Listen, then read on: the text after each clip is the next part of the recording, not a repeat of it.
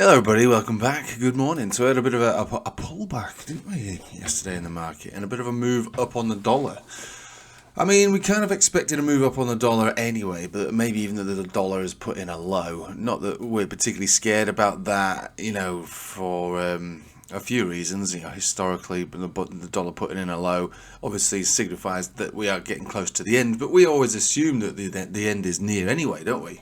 We've always highlighted September as a reason to believe that the cycle, or at least the rally, will have been put to bed for a little while for crypto and probably even stocks as well. But definitely for crypto, just this one move up yesterday definitely had a bit of a shock across the board for the rest of the market. But it's not all that bad, let's face it, it's not that bad at all.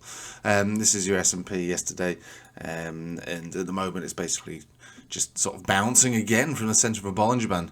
And if we just move over to the dominance chart, it's found a rejection, and even just now, after that bounce that we saw. And if we just go over to Bitcoin, we're still trending basically above all moving averages on a 4-hourly, so it's not really that bad at all.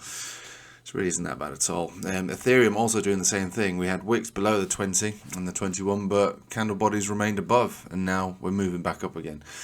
Look, I mean, using the charts and seeing what the charts say, the charts were overheated. I mean, they're overheated. Looking at this, it tells you bearish divergence, overheated money flow index read, wanty pullbacky. That's what it wants. It wants to come back down a little bit. Now it's resetted.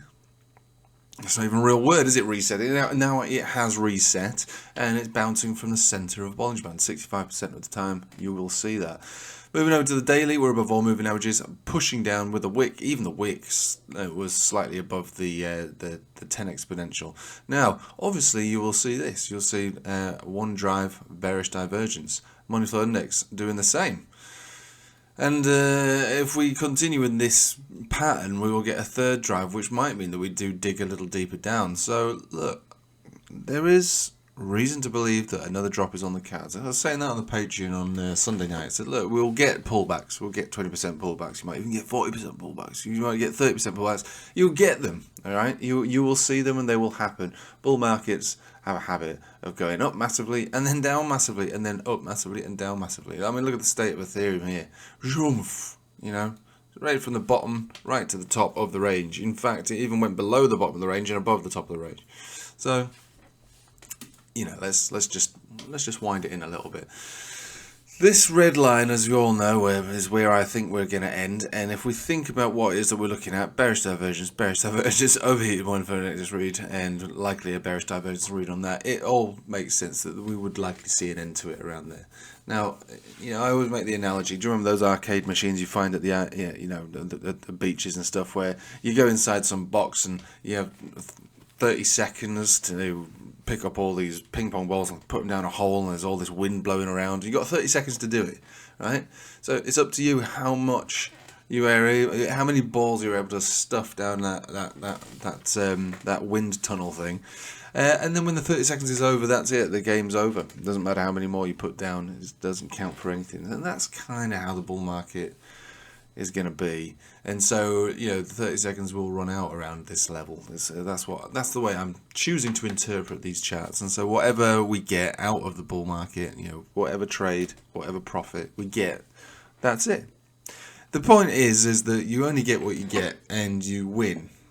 Just make sure that you don't lose by sort of just not doing much, while the 30 seconds is on, and when the 30 seconds is finished, still putting those worthless balls down a hole. Right, so let's think about what's going to happen today.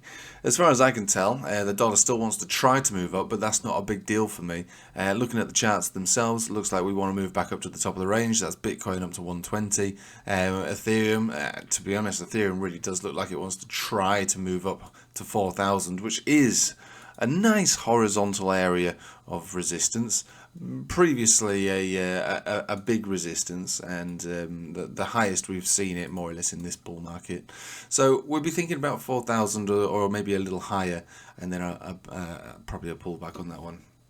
I know it's disappointing, but pullbacks get bought and when they get bought, they go back up again.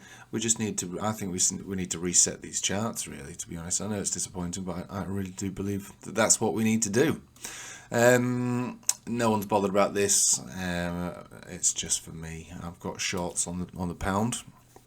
That's it, really. I have nothing much more to say about what it is that we're looking at here. I think we're going to keep running up between now and September, but I also think that there's a very good possibility of another big pullback. You know, I think that is just normal and natural, and that's what it is that we're looking at. I think we're looking for another big pullback.